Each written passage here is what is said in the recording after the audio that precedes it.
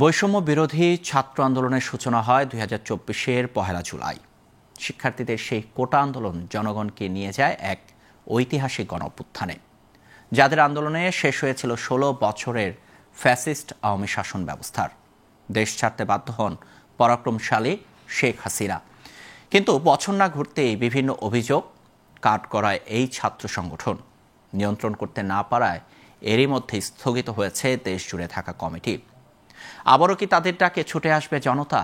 তারা কতটুকু ধরে রেখেছেন জুলাই আদর্শ, তার খোঁজ নিয়েছেন সহকর্মী আওলাদ বাবলু।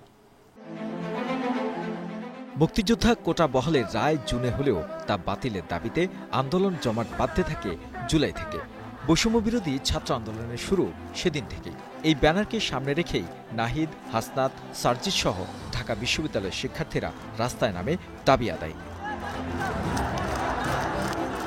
শুরুতেই সংগঠনের নেতৃত্ব বা কমিটির নাম প্রকাশ না হলেও 8 জুলাই সংগঠনটি 65 সদস্য বিশিষ্ট একটি কমিটি ঘোষণা করে, যার মধ্যে 23 জন সমন্বয়ক ও 42 জন সহ সমন্বয়ক ছিলেন।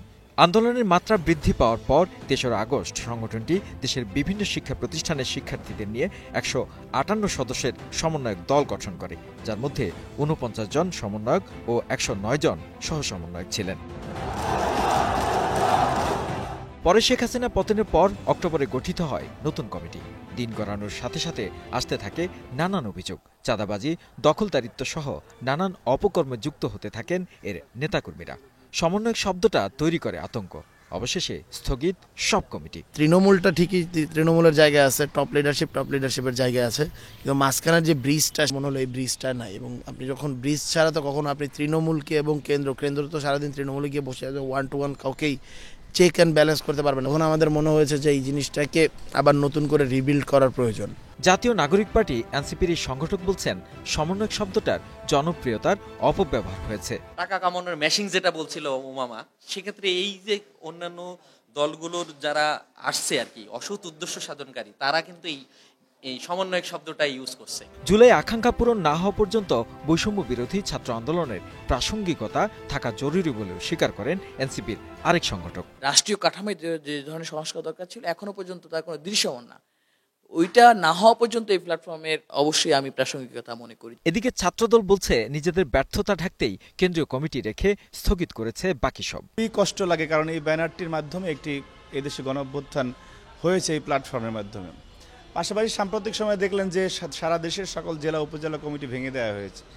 এইটি আরেকটি দেউলিয়ত্ব বলে আমার কাছে মনে হয়, কারণ কেন্দ্রীয় কমিটির তাদের প্রতি নিয়ন্ত্রণ নেই বলেই তো এই ধরনের অবস্থা হচ্ছে। তবে অভ্যুত্থান পরবর্তী এই সংগঠনের প্রয়োজনীয়তা কতটুকু, এ নিয়ে কথা বলেছেন ঢাকা বিশ্ববিদ্যালয়ের অধ্যাপক আইনুল ইসলাম। প্রতিবাদ করতে গিয়ে এই সংগঠনটি তৈরি হয়েছিল।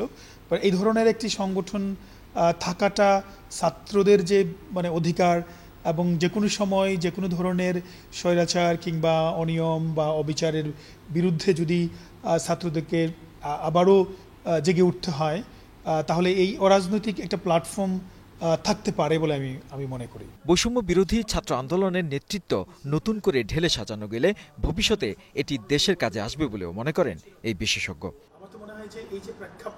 আওলাদ বাবলু, গ্লোবাল টেলিভিশন, ঢাকা।